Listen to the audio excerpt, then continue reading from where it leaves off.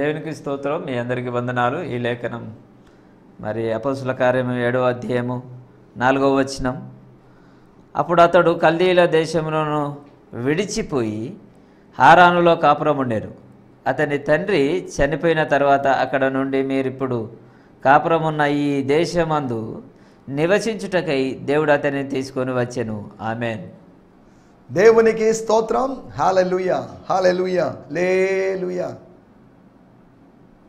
మనల్ని ఎంతగానో ప్రేమించి కలువరి సిలువలో తన ప్రాణం అర్పించి చనిపోయి తిరిగి లేచి 40 రోజులు శిష్యుల మధ్యలో మొదటి శతాబ్దంలో ప్రజల మధ్యలో సంచరించి తనను తాను సజీవుడిగా నిరూపించుకొని ఆరోహణమై వెళ్ళిపోయి మరలా త్వరగా తిరిగి వస్తానని వాగ్దానం చేసినటువంటి మన రక్షకుడైనటువంటి యేసుక్రీస్తు నామములో శాంతి టీవీలో ప్రసారం అవుతున్నటువంటి ఆయన హెచ్చవలసినది అనేటువంటి కార్యక్రమ అనుదిన ఆత్మీయ కార్యక్రమం హీ మస్ట్ ఇంక్రీజ్ అనేటువంటి కార్యక్రమ వీక్షకులైన మీ అందరికీ, ఆత్మీయ బంధువులైన మీ అందరికీ నా హృదయపు లోతులో నుంచి ప్రత్యేకమైన వందనాలు, శుభాలు తెలియజేస్తున్నాను. స్తోత్రం. హల్లెలూయా. Good morning. Have a nice day. ఈ దినమంతా దేవుడు మీకు ఆశీర్వాదకరంగా మార్చునుగాక.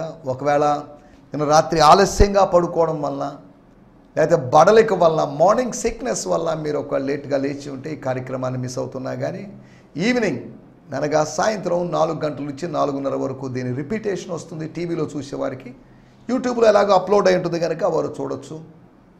కాస్త ముందు వెనకాల కాస్త ఇంట్రడక్షన్ మిస్ అయిపోయినప్పటికీ కూడా మెయిన్ మెసేజ్ మీరు పొందుకోవచ్చు.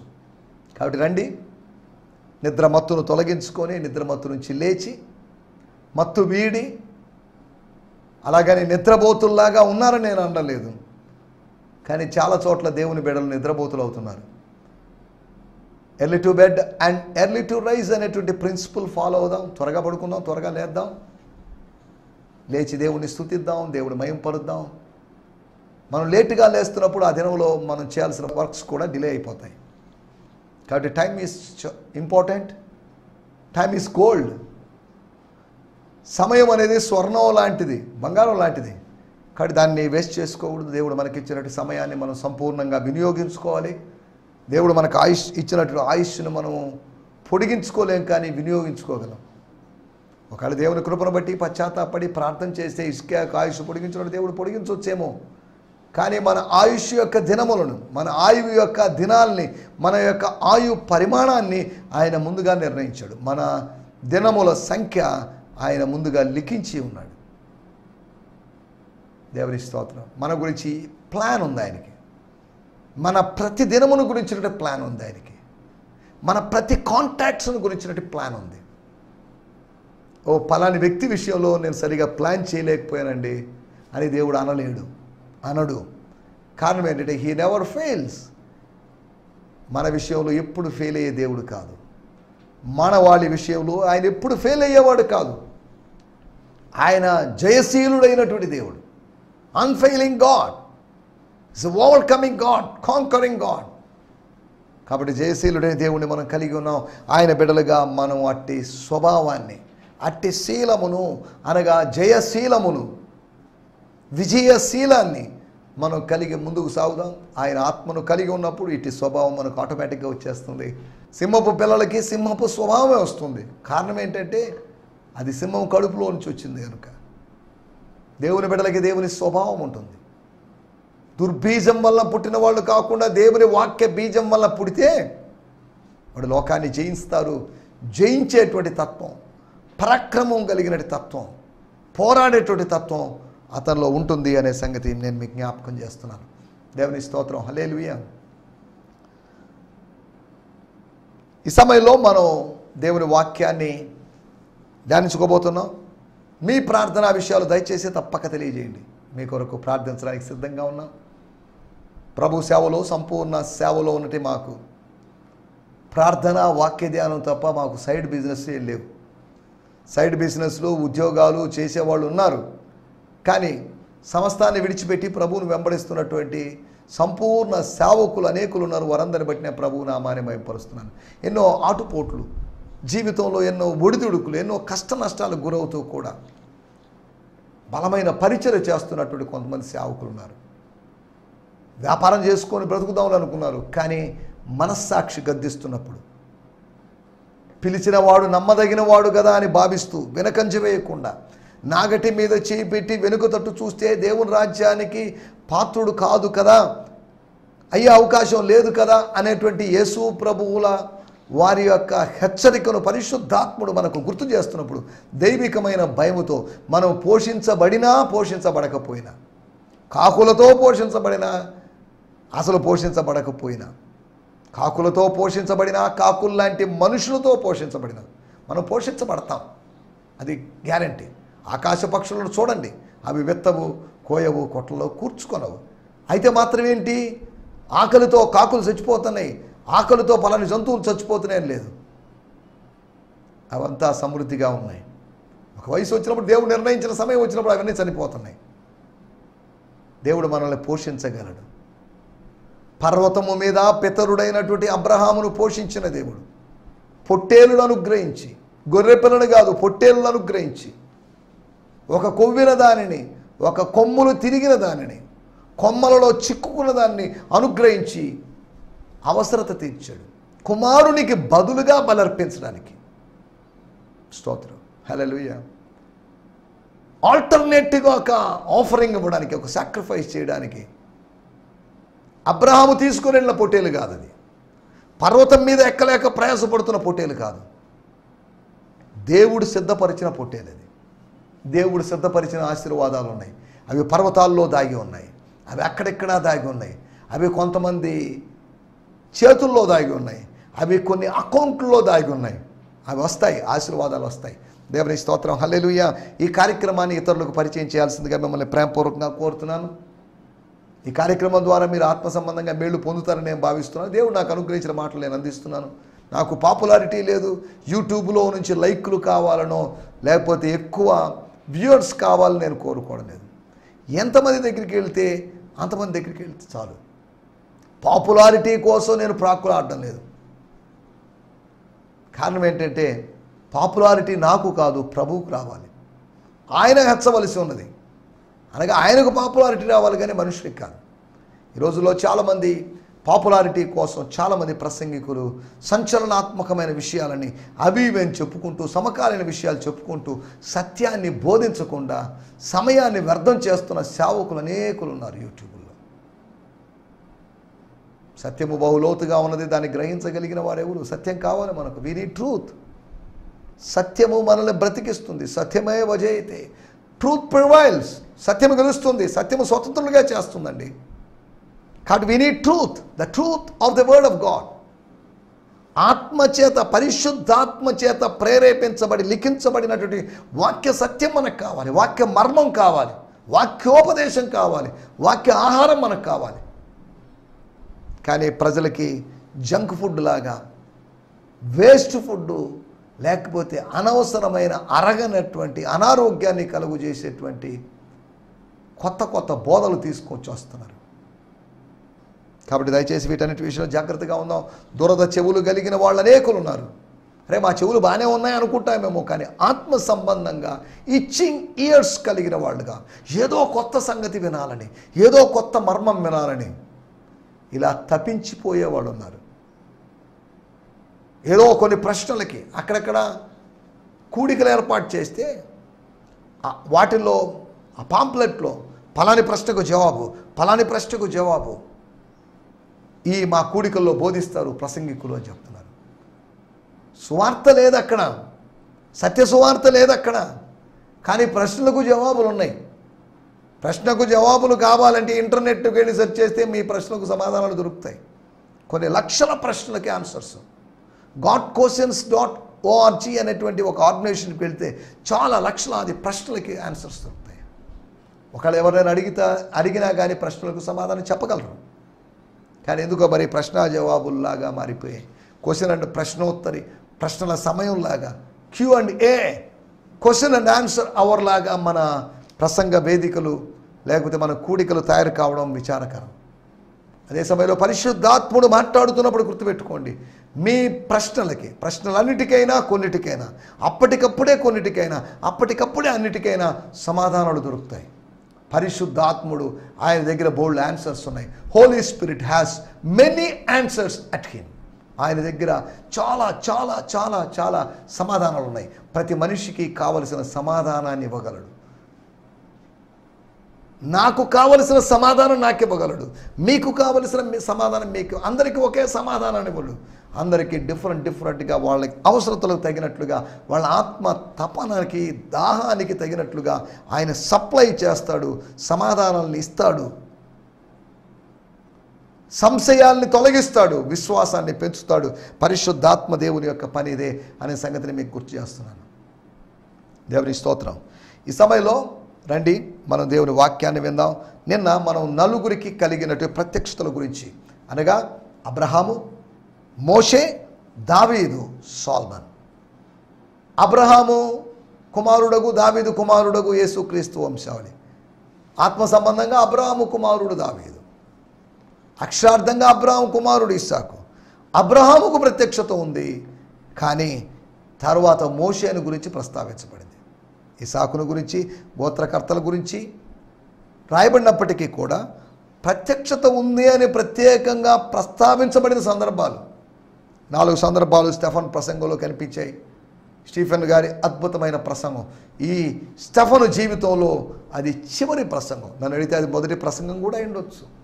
ఇంత పబ్లిక్లో రక్షింపబడిన వారి సమూహంలో ఆయన ప్రసంగం చేసి ఉండొచ్చు. కానీ ప్రధాన యాజకుడు, ఆ సభ వారు, వీళ్ళందరి మధ్యలో ఆయన చేస్తున్నటువంటి ప్రసంగం చరిత్రతో, స్టెఫను ప్రస్తావించిన చరిత్రతో ఎవరు విభేదించలేకపోయారు. అతను చెప్పింది చారిత్ర, ఇట్స్ హిస్టారికల్లీ రాంగ్. ప్రధాన యాజకుడు కూడా పలాని మాట చెప్పాడు, తప్పండి ఇది అని నిరూపించలేకపోయాడు. పరిశుద్ధాత్మతో నింపుదలతో ఉన్నప్పుడు మనం సత్యాన్నే బోధిస్తాం, యాక్యురేట్గా బోధిస్తాం, అప్రాక్సిమేట్గా కాదు. మన ఊహను బట్టి అప్రాక్సిమేట్గా మనం ఇంచుమించుగా సుమారుగా మనం బోధిస్తాం. కానీ పరిశుద్ధాత్మ శక్తి చేత మనము యాక్యురేట్గా మనం బోధిస్తాం, ఖచ్చితంగా బోధిస్తాం, నిశ్చయముగా బోధిస్తాం. యేసుప్రభు తన బోధనలో నిశ్చయముగా verily verily I say unto you, truly truly I say unto you అని చెప్పే మాటలు మనం చూస్తున్నాం. దేవుని స్తోత్రం. కాబట్టి దేవుడు అనుగ్రహించే ప్రత్యక్షతలు, పితరులకు అనుగ్రహించిన ప్రత్యక్షతలు మనకు అనుగ్రహించాలని, పితరులకు ప్రత్యక్షమైన దేవుడు మనకు ప్రత్యక్షమవుతుంది. మన ప్రార్థనా గదిలో, మన ఏకాంత సమయాల్లో, మన అననుకూల పరిస్థితుల మధ్యలో. సొలొమోను డైరెక్షన్ కోసం ఎదురు చూస్తున్నాడు. ఇంత పెద్ద జనాలు, ఇంత పెద్ద రాజ్యం. మా నాన్నగారు ఉన్న సమయంలో దీని గురించి తెలియలేదు, కానీ ఇంత పెద్ద రాజ్యాన్ని నేను నడిపించడానికి, వీళ్ళందరినీ గైడ్ చేయడానికి నేను సమర్థుడిని కాదు, I'm not worthy, I'm not capable అని అనుకున్నాడు. అటువంటి సమయంలో దేవుడు అతనికి సమాధానం ఇచ్చాడు. దేవాలయం కట్టాలి, దానికి కావాల్సిన నిధులు సేకరించాలి. తన మనసులో దేవాలయ దర్శనం ఉంది. ఆ దర్శనము సొలొమోనుకు లేదు, కానీ ఆ దర్శనము ఆయన దగ్గర నుంచి, దావీదు దగ్గర నుంచి సొలొమోనుకు వచ్చింది. నెక్స్ట్ జనరేషన్లోనే దావీదు యొక్క దర్శనము నెరవేరింది. అబ్రహాము కాలంలో చేయబడిన వాగ్దానము మోషే కాలంలో నెరవేరింది. వాటన్నిటిలోకి వెళ్ళలేదు. కాబట్టి నలుగురికి కలిగినట్టు ప్రత్యక్షతల గురించి మనం ఆలోచించాం. స్తోత్రం. నలుగురికి కలిగింది అయితే మనకేంటి అంటారేమో. మనకు కూడా ప్రత్యక్షత కలుగుతుంది. దేవుడు ప్రత్యక్షమవుతాడు. బైబిల్లో దేవుడు ప్రత్యక్షమైనటువంటి వ్యక్తులు చాలామంది ఉన్నారు. మనకు వాటన్నిటి గురించి మాట్లాడుకునే సమయం లేదు. ఒక చిన్న ఉదాహరణ, మొదటి సమూయేలు గ్రంథము 3వ అధ్యాయంలో బాలుడైనటువంటి సమూయేలుకి, స్తోత్రం, అనుభవం లేనటువంటి సొలొమోనుకి, అనుభవజ్ఞుడైనటువంటి దావీదుకి, అంతేకాకుండా యవనస్తుడైనటువంటి లేకపోతే వృద్ధుడైనటువంటి మోషేకి, లేదా అన్యుడైనటువంటి అబ్రహాముకి, నువ్వెవరైనా కావచ్చు, గాడ్ కెన్ అపియర్. ఆయన నీకు ప్రత్యక్షం కాగలడు. లేదండి పలాని వర్గానికి పలాని గ్రూపుకు నేను దూరం అనేవాడు కాదు. He's not untouchable to any one, any race, any group of people. దేవుని స్తోత్రం. మన సమయం కొద్దిగా ఉంది కనుక మన దేవుని వాక్యాన్ని ఆలోచిద్దాం. దేవుని వాక్యంలోంచి అపోస్తుల కార్యములు 7వ అధ్యాయము 4వ వచనం మన మూల వాక్యం. మనకి ఇంకా 12-13 నిమిషాల సమయం మాత్రం ఉంది. అపోస్తుల కార్యములు 7వ అధ్యాయము 4వ వచనం. అప్పుడు అప్పుడు అతడు మ్మ్. కల్దీయుల దేశమును విడిచిపోయి మ్మ్. హారానులో కాపురం ఉండేది. అప్పుడు అతడు కల్దీయుల దేశాన్ని విడిచిపోయి హారానులో కాపురం ఉండెను. దేవుని స్తోత్రం. అతని తండ్రి చనిపోయిన తరువాత అక్కడి నుండి మీరిప్పుడు కాపురం ఉన్న ఈ దేశమును నివసించుటకై దేవుడు అతన్ని తీసుకొని వచ్చెను. దేవుని స్తోత్రం. హల్లెలూయా. So Abraham left south eastern Iraq. Iraq అనే మాట మనం 2వ వచనంలో చూస్తున్నాం. ఇప్పుడు 4వ వచనంలో so Abraham left south eastern Iraq అనగా కల్దీయుల దేశము అనబడిన దేశం. And began his journey. He settled in Haran and stayed there until his father passed away. హరాన్లో తండ్రి చనిపోయేంత వరకు ఉన్నాడు. Then God had him move to the land of Israel with only a promise. స్తోత్రం. అక్కడ రాయబడింది మీరిప్పుడు కాపురం అనే దేశం నివసించుటకు దేవుడు అతన్ని తీసుకొని వచ్చాను అని రాయబడింది. కానీ ఇక్కడ then God had him move to the land of Israel with only a promise. ఒక్క వాగ్దానముతో, ఒక్క మాటతో, ఒక్క ఆజ్ఞతో, ఒక్క సంభాషణతో, ఒక్క స్వరంతో దేవుడు అతన్ని ముందుకు నడిపించాడు. వాడుక భాషలో కూడా మనం చదువుకుందాం. అపోస్తుల కార్యములు 7వ అధ్యాయము 4వ వచనము. స్తోత్రం. ఫాదర్స్ లైఫ్ న్యూ టెస్టిమెంట్లో వచ్చి కూడా నేను చదువుతున్నాను. 7వ అధ్యాయము 4వ వచనము. స్తోత్రం. స్తోత్రం. అందువలన అతడు కల్దీయుల దేశమును వదిలి ఆ, హారానులో స్థిరపడ్డాడు. ఉమ్, అతని తండ్రి చనిపోయాక ఆ. ఆ దేశాన్ని కూడా వదలమని మీరు ఇప్పుడు నివసిస్తున్న ఈ దేశంలో దేవుడు అతనిని స్థిరపరిచాడు. So he then left the land of the Chaldeans and lived in Haran. And from there, after his father was dead, God moved him to this land where you now live. మీరు నివసిస్తున్నటువంటి, మీరు కాపురం ఉంటున్నటువంటి అనగా ఈ present land, ఈ ప్రస్తుత ఈ నివాస స్థలం ఇక్కడికి వచ్చారు. మీరు వచ్చారు, మీరు ఉంటున్నారంటే ఏదో గొప్ప అనుకుంటున్నారు. మీరు రావడానికి ఇంత బ్యాక్గ్రౌండ్ ఉంది, ఇంత చరిత్ర ఉంది. మీరు రావడానికి ముందుగా 1000 సంవత్సరాల క్రితం దేవుడు అబ్రహామును నడిపించాడు. దేవుడు అబ్రహాముని ఇక్కడికి నడిపించాడంటే మిమ్మల్ని ఇక్కడ ఉంచాలనేది ఆయన ప్లాన్. మీరుంటున్నటువంటి స్థలాన్ని బట్టి దేవుని యొక్క ప్రణాళికను వివేచించవచ్చు. దీని వెనకాల ఏదో ప్లాన్ ఉంది. అపోస్తల కార్యములు 17వ అధ్యాయంలో చెప్పినట్లుగా మన నివాస స్థలం యొక్క పొలిమేరలు ఆయన నిర్ణయించాడు. ఇశ్రాయేలీల యొక్క, యూదుల యొక్క నివాస స్థలము యొక్క పొలిమేరలు నిర్ణయించాడు. మన నివాస స్థలాల యొక్క పొలిమేరలు నిర్ణయించాడు. ఈ కార్యక్రమం చూస్తున్న వాళ్ళు ఎవరు ఏంటి, నేను ఇంకా నెల్లూరులో ఉన్నాను ఏంటి, నెల్లూరులో ఉండడం ఏంటి, ఏదో న్యూయార్క్లోను న్యూ జెర్సీలో ఉండాల్సిన నేను ఇక్కడ ఉండడం ఏంటి కదా, ఎక్కడో అమెరికాలో ఉండాల్సిన నేను ఆంధ్రాలో ఉండడం ఏంటి, ఇలా రకరకాలుగా ఆలోచించాము. కానీ దేవుని ప్రణాళిక చొప్పున నువ్వు ఇక్కడ ఉన్నావు. నువ్వు ఉన్న స్థలములోనే దేవుని మహిమపరచు. నువ్వు ఉన్న స్థలాన్ని బట్టి స్తోత్రం చేయి. దేవుడు నన్ను ఇక్కడ ఉంచాడు, అందుని బట్టి నేను స్తుతిస్తున్నాను.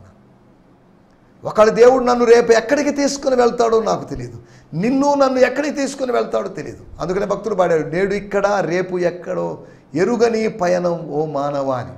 తెలియదు మనకు. ఇక్కడున్నాం, ఈరోజు ఇక్కడున్నాం, tomorrow we don't know where we would B.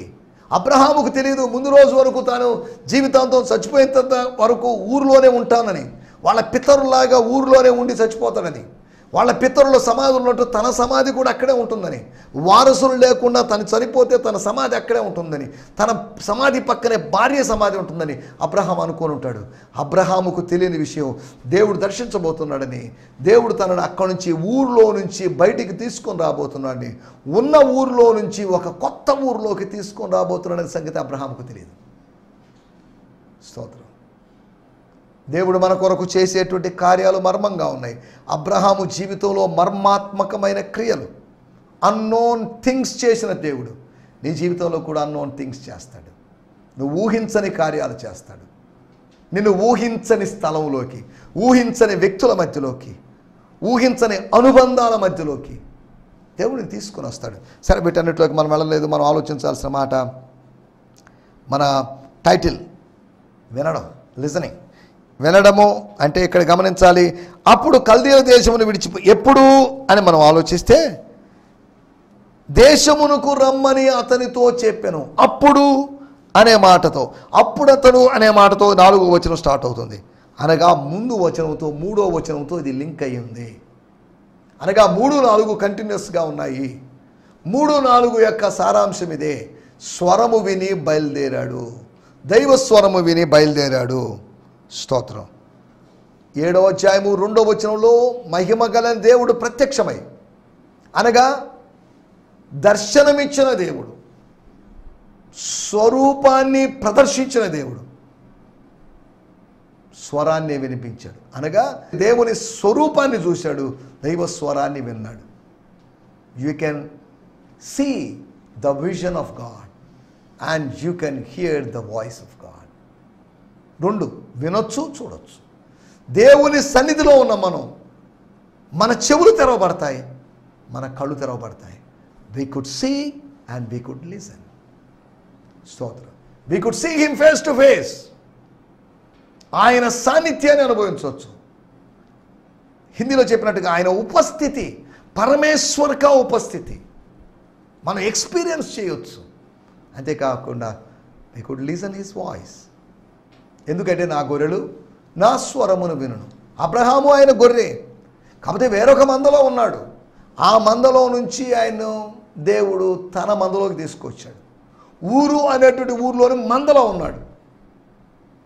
ఆ మందలో నుంచి తన మందలోకి ఆయన తీసుకొచ్చాడు. అబ్రహాం వాళ్ళు 75 మంది అయ్యారని తర్వాత మనం చదవచ్చు. ఆ మంద అలా విస్తరించింది. స్తోత్రం. ఆ మందని, వేరొక మందని, ఆత్మీయులు అనబడిన వాళ్ళ మందని, అన్యజనులు అనబడినట్టు ఆ మందని, 2 మందల్ని అడ్డుగోడలు తొలగించేసి వాళ్ళని కలిపాడు, ఒక్క మందగా చేశాడు. ఆయన ఒక్కడే కాపరిగా ఉన్నాడు. దేవుని స్తోత్రం. హల్లెలూయా. వీటి గురించి మనం ఆలోచించాలి. అబ్రహాము బయలుదేరాడు, ప్రయాణించాడు, కల్దీయుల దేశమును విడిచాడు. కారణం ఏంటి? అబ్రహాం ఎందుకు విడిచావు కల్దీయుల దేశం అని అడిగితే కారణం ఒకటే చెప్పగలడు, ఏమో నాకు తెలియదు, నాకు కారణాలు తెలియదు. This is not my plan, this is God's plan. నువ్వు కూడా చెప్పొచ్చు, ఇది నా ప్లాన్ కాదండి. నెల్లూరులో ఉన్నానంటే నా ప్లాన్ కాదు, హైదరాబాద్లో ఉన్నానంటే నా ప్లాన్ కాదు, లేకపోతే అమెరికాలోనో ఆఫ్రికాలోనో ఎక్కడో ఉన్నట్టు నా ప్లాన్ కాదు. This is God's plan. పరలోకములో దేవుని చిత్తము ఎలా నెరవేరుతున్నదో భూలోకంలో దేవుని చిత్తం, భక్తుల జీవితాల్లో, నా వ్యక్తిగతమైన జీవితంలో కూడా దేవుని చిత్తం. నాట్ మై విల్, నా చిత్తము కాదు, నీ చిత్తమే. ప్రభువా నా చిత్తం కాదు, నా చిత్తం వద్దు, నా చిత్తం విషయంలో నేను చనిపోవాలి, నీ చిత్తం విషయంలో నేను బతకాలి. My will should die, your will should prevail.